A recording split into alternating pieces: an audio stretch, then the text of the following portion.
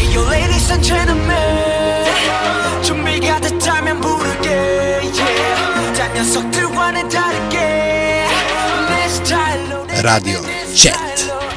O čemu ti pričaš? A nisi čula? Reci mi, Nova emisija na radiju Gorski Kotar. a o čemu je sada riječ? Neću ti reći. Ah, Ništa, to će biti lom. kaos, kažem ti. Svake druge subote u 10:30. Radio Chat. Drage slušateljice i slušatelji, subota je i vrijeme je za još jedan Radio Chat. Ovo je naša druga emisija u nizu. Danas imam posebnu čast ugostiti Adrijanu Rajčić, mladu, ali već itekako afirmiranu modnu dizajnericu iz Delnica. Njezine ste kreacije mogli vidjeti na Riječkim stepenicama, na Bafe u Beogradu kao i na izložbi u Londonu. Prvu samostalnu reviju održala je krajem 2016. godine. Upravo u Delnicama gdje je predstavila haljine koje su osvojile pažnju spojem jarkih boja, efektivnih printeva i estetike koja jednako lijepo pristaje i elegantnim događajima i ležernim prilikama. Danas ćemo zajedno otkriti što je inspirira, kako izgleda njezin kreativni proces i naravno što nam novo priprema. Draga Adrijana, dobro nam došla i hvala što si došla na naš poziv. Hvala vama na pozivu. Evo da krenemo. Reci nam nešto što ja ovdje nisam spomenula, a što je bitno vezano za tvoju karijeru, tvoje neke početke prije nego je tvoj brand nastao. Pa evo ja ću spontano reći, ne znam, završila sam tekstilno-tehnološki fakultet u Zagrebu. Modom sam se, ajmo tako reći, počela baviti i počela me interesirati u vremenima još srednje škole kad sam počela crtati. Zapravo je sve krenulo od crtanja modnih skica, modnih ilustracija. Uvijek sam, voljela sam recimo od brendova, kad sam se krenula oblačiti to i neku ekspresiju svog stila, zanimao me Replay recimo i Diesel. Mada su to preskupi za tu dobu, ali evo hvala roditeljima. Hvala im. I tada sam nekako, onda me počelo to zanimati od crtanje i u tom smjeru sam krenula, ništa više od toga mi se nije svidjelo, pa sam krenula ja sama eksperimentirati kako bi ja to napravila, kako bi ja to nešto nacrtala, kako bi ja to izvela. Recimo, drugačije je to što sam, recimo ja nikad nisam ja sam samo crtala, nikad nisam recimo u djetinjstvu, kako su znali curice, šivat lutkicama i to, recimo meni se to nije dalo, ja sam gotovan, ja sam rađe htjela samo nacrtati pa da neko drugi radi. Da imaš nešto svoje. Da. Dobro, da, znači evo, prve kreacije su bile na lutkama, prvo si lutke obukla, ili imaš možda danas neku od tih lutaka, neku haljinicu ili nešto šta je ostalo? Imam samo skice, imam hrpu skica što sam crtala, evo, samo ih treba napraviti. Evo, čekamo te. Sljedeće pitanje, evo, koji su bili tvoji prvi uzori ili inspiracije u modi? Italijani, dizajneri. Dizajneri Italijani, evo to što sam spomenula, Replay i Diesel, evo, između ostalog, evo, od njih, evo, najviše oni su me onako impresionirali kako oni to lijepo rade. Ja sam u srednjoj školi, recimo, evo, zanimljivo je i smiješno, zapravo jedan anegdota, voljela sam slušat Maidene, to mi je bilo super i tada je ta subkultura bila jako izražena u Delnicama i sad ja nisam htjela izgledati kao Bruce Dickinson, ali sam htjela da se zna da ja slušam tu glazbu, ali opet onako da je to malo lagano ženska stvar, da nije to sad da sam sva podrapana. Da dođe do izražaja tvoj. Da, evo, i tu je recimo isto na taj način krenula ta moda moja. Moja moda. Znači, ako te pitam kako je zapravo krenulo je od tuda, pa je krenula neka ta škola tekstilna koju si prošla, je tako, koju si završila, to si završila u Zagrebu, u Rijeci. U biti tu sam išla gimnaziju prvo i onda sam tekstilno-tehnološki fakultet u Zagrebu završila. Je to dugo trajalo, taj put? 5 godina. 5 godina. 5 godina. Osjećaš li se osjećaja koji si imala kada si imala svoju prvu samostalnu reviju u Delnicama 2016. godine? Kako je to izgledalo? Sad bi me više bilo strah. Mislim da sam bila hrabrija. Mlađa? Mlađa, mi smo mlađi, svi hrabriji, tako? Da, definitivno. Mislim, godinu dana prije toga sam imala reviju u Beogradu, to mi je bila prva službena revija u sklopu Balkan Art Fashion eventa i ja sam se prijavila na taj natječaj, nisam znala uopće ništa šta očekivati, šta će se desiti, stvarno su me pozvali. nakon što sam predala skice i evo tamo sam odradila tu prvu reviju, stvarno je bilo jako profesionalno, lijepo, baš evo jedan super osjećaj. Za ponoviti ponovo je tako. Definitivno, da, jako su to, sve su to bili mladi ljudi sličnih godina kao ja koji su bili u toj organizaciji. S istim interesima, sa istim trendovima, nekim našli ste se na toj nekoj Svi smo bili tamo mladi, i frizeri, i šminkeri, i mi dizajneri, i ovi koji su vodili taj cijeli event i stvarno je bilo jako lijepo organizirano, evo. Znači, poslije tog Beograda ili prije Beograda si sudjelovala? Poslije Beograda sam bila ovdje u Delnicama. I na Riječkim stepenicama, to znamo. To smo te vidjeli, priča nam evo nešto malo o tome, neku anegdotu možda koja ti se desila tada u to vrijeme. Pa evo 2 puta sam imala samostalne izlaske, znači po 8 modela i tad anegdota. Da, nisam još imala onu klasičnu lutku po kojoj se šiva recimo, pa je bilo smiješno, znači gledala sam sve nekako po sebi, ja kako sam ja sva onak tanka, tako sam ja po sebi napravila te haljine i dođem u Rijeku i skužim da su te ženske imaju i cice i kozice i da je to trebalo možda malo i popustiti. I onda je tu bilo naš panika na tom fittingu kako je šta, ali uspjeli smo svih obući da niko ne izađe gola. Jesi bila zadovoljna poslije revije? Je bilo to što si očekivala i reakcija publike na tebe, na tvoje kreacije? Pa mislim oni svima plješću i to je onak klasika već, ali ovdje, znači kad se vratiš u Delnice, onako, svako ti kaže, joj gledao sam, baš lijepo, pratio sam i onako, evo, baš mi je drago. Ponosni na da tebe. Ljudi tak to prate, ja sam mislila da to niko nije ni vidio. Ajde, ja sam to stavila na svoju stranicu na Facebooku, ali i lijepo, super su bile reakcije. Znači nismo spomenuli... Čak sam i prodala nešto. Bravo! Evo, to je zapravo bit cijele priče. Nisam spomenula London, nisam te pitala za London, evo ako možeš malo nešto... Da, evo, London sam uspjela ubost preko LinkedIna, znači te poslovne mreže gdje sam ja isto objavljivala, znači ja sam svuda onda objavljivala te svoje haljine i onak ne očekujući ništa javio mi se te jedan gospodin iz Londona, iz...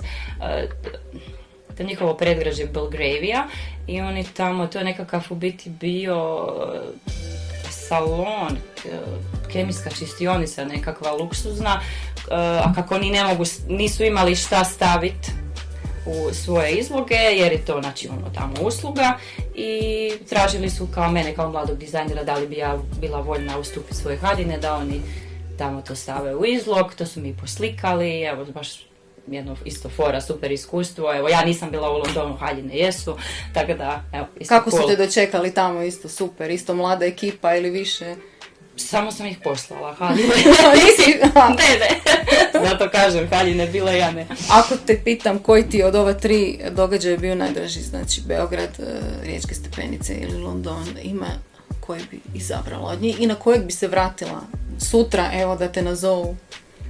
A svaki posebno. Opet Delnice su tu moj kraj, moji ljudi, pa ti je onako opet to drago. Bafe je bio prvi event, pa ti je, uvijek će ti ostati u sjećanju.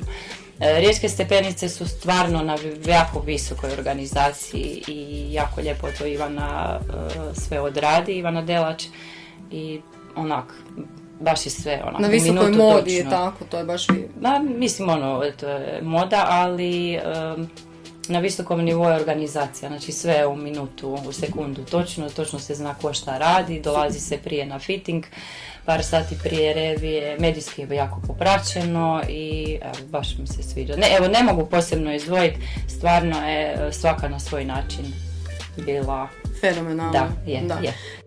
Idemo sad malo pričati o tvojem kreativnom procesu, kako to izgleda, kako dobiješ ideju, gdje uzmeš ideju, kako dođeš do haljine, do gotove haljine ili ruksaka. Evo, ruksake nismo spomenuli, to je isto bitna priča. To je spontano isto krenulo. Ali to je bitna priča koja je isto si poznata po toj priči, evo ako možeš nešto malo... Znači tu nije bilo nekakvog poslovnog plana, nego mi je šogorica prije par godina rekla, kaže, aj mi ti napravi jedan ruksak, idem na sezonu radi, treba mi nešto. Imala nekakav sivi, bezličan, kaže, daj ti mi neke boje.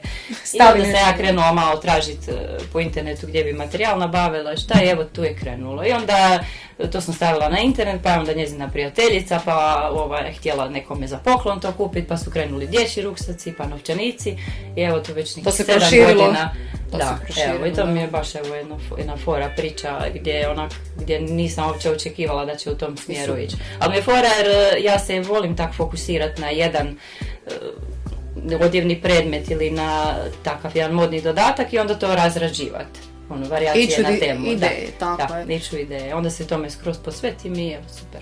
Znači, kako izgleda tvoj kreativni proces? Kad radiš, recimo, haljinu neku, da ja nemam ideje, napravi mi nešto. Jel dobiješ po meni neku Pa ideju kad me najčešće vidiš? da. Ili ideš... Ovisi. Ako je recimo za tak riječke stepenice, kad su mi ruke, bi rekao, otvorene, nekad mogu raditi šta hoću. Freestyle. Da, a onda opet tako krenem, ili od nekakve inspiracije od prije, nekakvih skica od prije. Nekog trenda koji je trenutno in ili... Pa i to, ono, malo po kroju, tako vidiš šta bi moglo. Ili nešto skiciram, pa iz te skice ispadne, iz tih 10 skica ispadne nešto, ono, fora. Tako da nema pravila, ono, recimo sad za ruksake, ne znam, muž je kupio fora tenesice i ono gledam, joj kako su dobre boje posložene na tim tenesicama, tako ću ja napraviti ruksak. I onda nešto nađu, da paše. Nema pravila, nema. Ono. Isto tako i za haljine, tako isto. Da, spojiš kreativni trenutak sa nekom idejom koja ti dođe u glavi i to se spoji u jednu veliku sliku iz koje nastane nešto. Kažem, evo, nema pravila, volim ono skicirati pa si pustim nešto jer zaboravim. Ako kažem sutra ću, nema sutra. Znači, koji ti je materijal, evo recimo, sad smo pričali o haljinama i o ruksacima. Pa nedavno sam otkrila taj američki saten, jer odličan je, onak ima lagani sjaj i super je za oblikovat, super haljina onako izgleda jako dobro, da, i dobar je i za rad, i dobar je za šivat. I onak, predlažem ga svojim mušterijama i evo, već sam par takvih haljina napravila da su bile mušterije jako zadovoljne. I ti si zadovoljna? Da, onda i meni je nešto to. Recimo, klasičan saten mi je onako malo preljaljasti, onako, znaš. Moram priznati da nisam čula za američki taj saten, o čemu a ja kako sam na Facebooku, tim grupama, dizajneri, šivanje, krojenje, uvijek to pratiš tako radi, onda vidim da su cure spomenule taj američki saten, pa sam malo krenula se i raspitivati, pa vidim da je to puno čvršće i evo, baš sam jako zadovoljna s tim. Znači, evo, to mi je sad trenutno fiksacija. Možemo očekivati nešto, super. Kako gledaš, evo, recimo na današnji svijet mode, gdje vidiš izazove, gdje vidiš prilike, trendove? Da, pa evo, šta moram reći, šta me onak posebno muči, moda je jedan od najvećih zagađivača u svijetu. Evo, sad, valjda to kad si stariji osvijestiš te neke stvari, ti dođu s vremenom, podinstaju se. I onak, ne sviđa mi se taj fast fashion, ne sviđa mi se to šta su materijali jako sve lošiji kako radim. Vidim da su i stvari, znači, pošto ja radim i krojačke popravke, vidim da mi dolazi sve lošiji materijali koji više niti ne traju, izgube boju, nisu čvrsti, imaju puno te plastike u sebi. To mi je onak, pogotovo ti popularni. Teško je raditi. Da, imam evo par firme s kojima radim, koje znam da stvarno imaju odlične materijale. I ako oni nemaju ono što ja tražim ili mušterija, ni ne tražim dalje. Ne tražim. Da. Jesu, evo ja ću te pitati za cijenu tih materijala, kako je to danas, recimo ovo iz Amerike, ili naručuješ to ili nađeš nekog dobavljača tu? Pa najčešće, evo zadnje vrijeme naručujem iz tekstilke u Zagrebu, oni su mi odlični. Distributeri. Da, i Irma modne tkanine, s njima radim evo od početka, kako sam krenula. Oni su prva trgovina. Cijene su im prihvatljive. Da, jesu. I oni baš kupuju materijale, rekli su u Italija, Švicarska, Austrija, baš odu i kupe to, znači ne kupuju nešto lijepo. Stvarno, evo, probaš materijal i vidiš da je super s njim raditi, šivati i da to lijepo izgleda. A moda današnja je ovi trendovi trenutno široko, usko, brendovi po majicama, ovo što vidimo da svi nose, ne znam kako gledaš na to. Pa ne znam, spredam se s tim, vidjela sam svi taj Hugo Boss i tako isto, možda zezna, znaš, on voli to, svi imaju sve veće i veće, na kraju će nositi, cijeli transparent, Armani, ne znam. Da. I ja sam si, tak se zezam, pa sam, kak radimo iz štike, evo, mogu i to spomenuti, muž mi pomaže i sa mnom radi, u biti on je zadužen za to, on je naučio strojni vez. Bravo. Znači naučio je program i sve to, ja ne znam ništa o tome, ja samo znam ugovoriti posao. Napravi mi ovo, napravi mi ono. Da, i stvarno evo super radi, baš to odlično savladao, evo totalno neočekivano jer sam ja inzistirala da kupimo mašinu da ja to radim. Ali evo krenulo je tako u tom smjeru, pošto ja nisam imala vremena pa je on krenuo u to. Dobro, znači nećemo oblačiti majice, ništa. Pa ne, evo Probat ćemo ne. Kako ko voli. Ali većinom opet, vidim da su dosta ljudi povodljivi, baš da. Jesi primijetila u zadnje vrijeme, baš A biti kao da ak nosiš nešto da piše, ono kao, kako bi ja to sad objasnila, ne znam, ja sam si napravila, kupila sam klasičnu duksu bez ikakvih natpisa i možda sam rekla nek mi napiše Giorgio Ormari. Ormari. Znaš, to je to, evo recimo. Ali dobra ti je ta ova. I recimo, koliko ti je sad važno, sad ću se vratiti na tvoje kreacije, koliko ti je važno da tvoje kreacije budu nosive, a koliko da budu umjetnički statement, da bude onaj tvoj štih ili zarez ili nešto, da se zna da je to tvoj brand. A da, pa mislim to uvijek nekako izađe. Da ja se i trudim izaći iz okvira da se ne vidi da sam to ja napravila, uvijek se vidi. Uvijek jer se je vidi. Tu i način rada i biranje materijala i svega onoga šta si godinama učio, opet to ostane u tebi. Smatraš li da se moda može mijenjati, da moda može mijenjati način na koji se ljudi osjećaju u svojoj koži, bolje ili lošije? Pa može. Mislim, vidimo po sebi kad si kupimo nešto lijepo, da smo u tome onak... Evo, da smo u tome super i naravno, sve žene će se složiti. Postoji li komad odjeći koji ti najdrži i koji nikada ne bi prodala? Nešto za šta si se zavezala? Neka haljina davnih majica, hlače, evo na primjer. Ja volim prodavati. Baš Ti voliš super mi je. Sutra ću sve prodat. Sve ću idem na prodat, Bljuva. kaj god treba. Super mi je to. Kažem, bitno je zato što ne želim to čuvati da niko ne vidi, odjeća je da se nosi, modni dodaci su da se nose. Fora mi je to kad su ti ruksaci krenuli i kad je to sve se onako nekako zahuktalo, pa onako dođem u grad i vidim nekoga u dućanu nosi moj ruksak. Ja nemam pojma ko je to, znaš. Da. Ne znam, isto znali su mi onak prijatelji onak iz Rijeke, onak slikati, joj, kaže evo Vidi. tu je tvoj ruksak. Da. Ja onak, ma da, kaj stvarno to neko kupio, znaš, i za poklon su kupovali, pa onda ja nisam znala kome to dalje ide, pa recimo to mi je bilo onak cool. Pa evo, Sve ću prodat. Kako izgleda, evo, tvoj jedan tipičan radni dan kad radiš? Pa od ranog jutra do navečer. Sad jednostavno se, što baš i nije dobro, ali opet i kad ja završim ono što šivam, imaš recimo društvene mreže, pa moraš nešto i objaviti, pa neko ti se javi s nekakvim upitom, pa traženje materijala, uvijek je to izvan radnog vremena do navečer. Jel postoji neka soba na tavanu u koju se Adriana zatvori? Ma ne, to ti uvijek ide, malo me večera, malo zadaća, Daj mi jest. nešto, da, uvijek je to nešto usput, spontano, onako. Šta pripremaš dalje? Ima li nekih novih kolekcija ili modnih revija na vidiku što svi želimo, očekujemo? Pa evo, ja bih voljela, pošto mi je sljedeće godine 10 godina službeno rada, znači u obrtništvu, poduzetništvu, modi, da imam nekakvu reviju. Sad, da li će to biti na Riječkim stepenicama, da li bi ovdje nešto organizirala, nisam još baš precizirala, ali nešto će. Znači ideja sigurno ima, planova ima, definitivno. Da, ima planova 100, ja bih voljela svaki mjesec nešto raditi, ali kad nemam vremena. Mislim da smo svi u tome. Da. Kad bi mogla birati, na kojoj bi pisti ili u kojem bi gradu voljela jednog dana prikazati svoju kolekciju? New York. Da, vidiš, toga se nismo sjetile kad smo pričale, da. Pa nisi, svaki grad je na svoj način lijep. Lijep je Pariz, lijep je Milano, New York da ni ne govorimo. Ali opet i ono što smo pričale, što sam ti napisala, voljela bi da i mi malo više cijenimo svoj grad, Hrvatskoj fali. svoju Hrvatsku. Mislim da i mi, Rijeka može biti jedan Milano i Zagreb isto može biti jedan Pariz, zašto ne? Mislim, mi imamo stvarno prekrasnih, talentiranih ljudi, evo pogledajte Zigmana šta radi, evo. Super. Beyoncé, jel da? Ona nosi njegove revije. Jesam dobro? Jesam. Možemo biti ponosni da imamo takve kreativne ljude i stvarno bi mogli napraviti puno. Jel fali Hrvatskoj tako? To je jedan dio koji na nivou države fali, taj jedan modni tjedan. Da. Recimo Matija Vujca, ja moram spomenuti, njezine kreacije su stvarno isto koji njegove.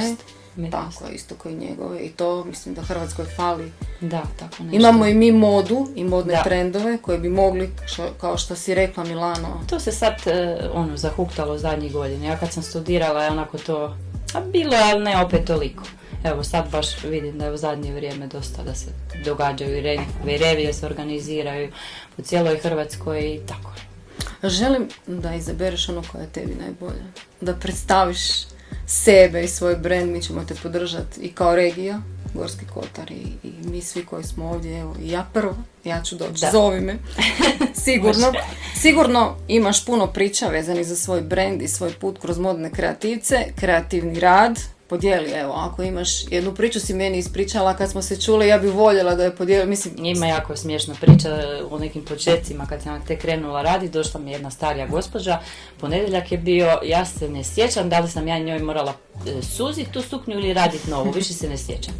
I ona meni kaže, znaš šta, ja sam ti već u godinama i nikada ne znaš za šta će meni, treba, tako je, da. I rekao, imati u nečemu će me moći pokopiti. Evo, morbidna da, tema, nemoj tako. ali je bilo tako smiješno i sad krene tjedan dalje i mene žena zove u srijedu i kaže, kaj je gotova suknja? A ja govorim, šta je gospođo, šta se desilo? Ma znaš kaj, ja sam si razmišljala, kaže, penzioneri idu u subotu na izlet, idem pa bi ja išla u tome.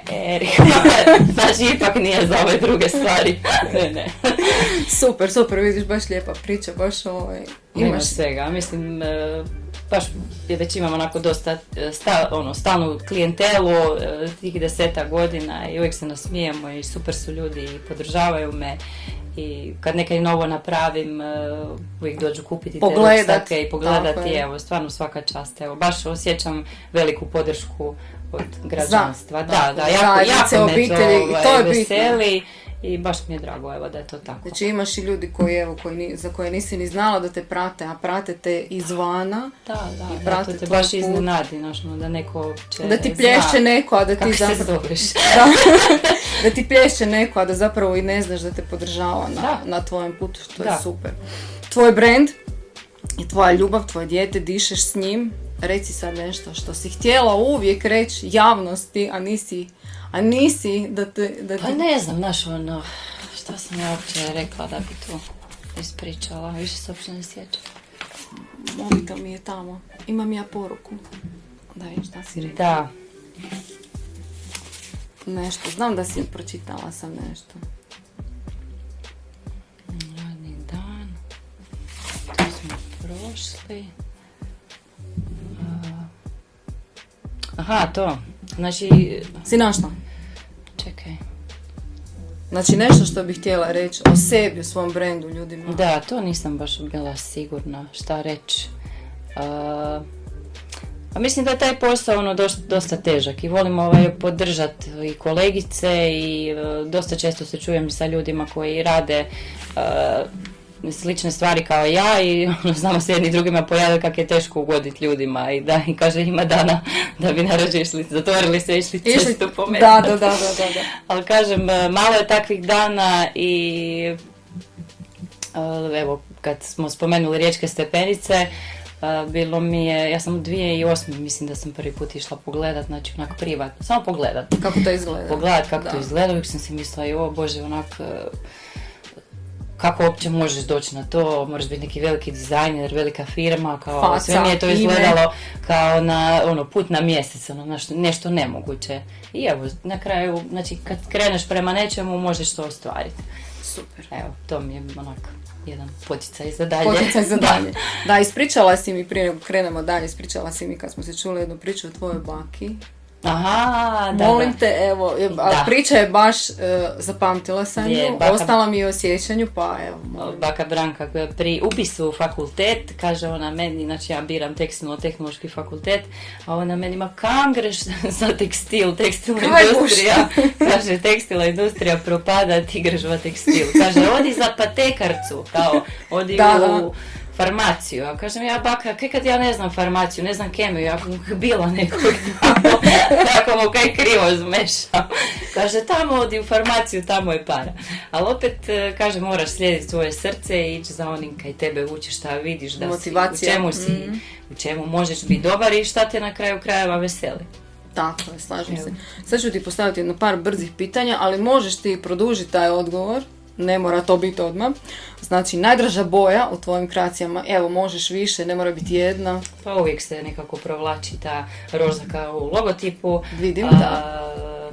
Roza, ljubičasta, plava, srebrno, zlatno, dodaci i tako. Dobro. Ide to, nema pravila, ali evo, baš ne volim recimo smeđu i... Crna? Ne.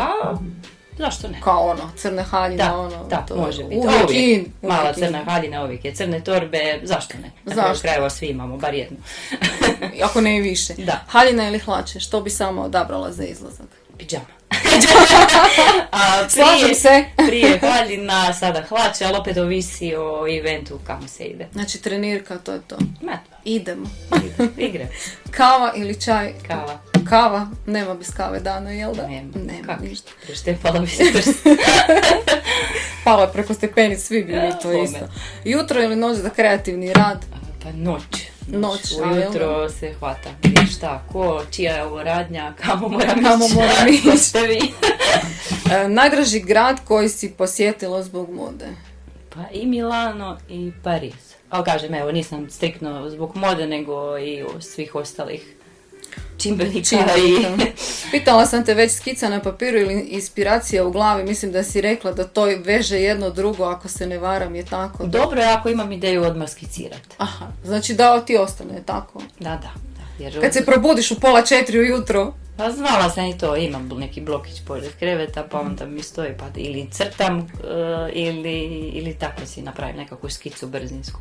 da možeš živjeti negdje vani, znači ili bi ostala ovdje ili bi izabrala London, Milano ili Pariz? Pa to je, kažem, nama je naš profesor iz fakulteta govorio, on je nama imao kolegi ekonomiju i menadžment i uvijek je pričao, kaže, djeco, kad završite fakultet, odite van, tamo ćete vidjeti kako se radi i onda se vratite doma. Ja kažem, svugdje je lijepo, ali opet je doma najljepše. Da, Opet biram taj mir, super za vrijeme fakulteta, odgovara mi je Zagreb, odgovara mi je ta gužva, prilike razne za zaposliti se i sve. I svi su rekli da sam ja luda šta se vraćam ovdje iz Zagreba, ali evo, Prilika, ja nekako sam znala. Nema veze gdje si, ako ti pričaš isto. Da, mogu biti na Velebitu. Tako je. Ako imam Da. Facebooka, mogu staviti sliku, Danas ja su to te mogu prodati, samo mi tamo društvene- treba neka pošta. Znači danas su zapravo društvene mreže, to je to. Pa da, jesu. To ide preko toga, da. Znači, jedan modni dodatak bez kojega ne izlaziš iz kuće, a da nije sjajlo. Torbica. Torbica. Malena torbica, unutra je sve kaj mi treba i... Je li mijenjaš ili po... Ma zadnje sam, evo, ovo je prva nakon 3 godine što sam si napravila, nisam si stigla Znači, to je napraviti. tvoj odlično. Da. Evo, super. Hvala ti. Da možeš odjenuti, pazi sad, bilo koju svjetsku zvijezdu u svoj dizajn, tko bi to bio i zašto? Jel, to mi je bilo najteže pitanje od svih. I stvarno, još danas ne znam. Koga Evo. vidiš u glavi prvo? Stvarno, evo, uopće mi niko ne pada na pamet. Jennifer, Pa možda. Lady Gaga, ona je specifična. Da. Nju ne moraš puno razmišljati. Je. Uzmeš neke trake, nešto. Da, ona je meso stavila, Da. možemo malo svinjetine po njoj. Čim luđe, da, vidiš, evo, ona mi nije pala na pamet, bravo, da, ona je super, onako se čini pomaknuta. A Josipa Lisac, evo, ona je uvijek bila drugačija od svih, evo, naših zvijezda, ajmo reći, ona je baš odskakala modno. Koliko se sjećaš? Je, baš je Jel da je bila? ekstravagantna. Je tako, da je baš i nije se Ali nikad... jedan put sam je vidjela u Arena centri, ja kopam tamo po onoj breški, kak se me zove, i ona pored mene, onak ja dignem glavu, o, Josipa. Mislim da ona kombinira te nekakve skuplje komade, pa daj nakit, nekakav statement i recimo tako nekakvu jednostavnu odjeću, šta je nekakva ta komercijalna. Ona si nije reći. dala nikada reći da Uvijek je furala. I to je super. Uvijek je furala. To je super. E sad, jesi li ikada imala reviju ili nastup, osim ovih riječkih stepenica, si pričala za ove uske, da je pošlo po zlu i kako si to spasila ili je to? Ma to je to, evo, poslije nisam mogla sjetiti da li je bilo još tamo, mislim da je to bilo. Pa dobro si to izvukla, da, ali mislim svaki puta ti je stres. Uvijek je stres. Ma da, evo bilo je zadnje riječke stepenice, znači kad sam išla u sklopu sekcije tekstila i kože, znači svaka smo imala svoju po jednu haljinu i sad ti to moraš ono malo popeglati, to ama nije ni trebalo, ali valjda su mene živci, pa ajde idem peglati, i onda sam, pustila sam peglu na daljini. I? Da, hvala Bogu, bilo je na krivoj strani, pa ajde, Nije se vidjelo. Nije se to vidjelo, ali evo. Ali evo, da, onda vidiš. prvi puta imam peglu u rukama, znači totalno izgubiš pamet u Znači toj. ti si isto onaj tip žene Penik.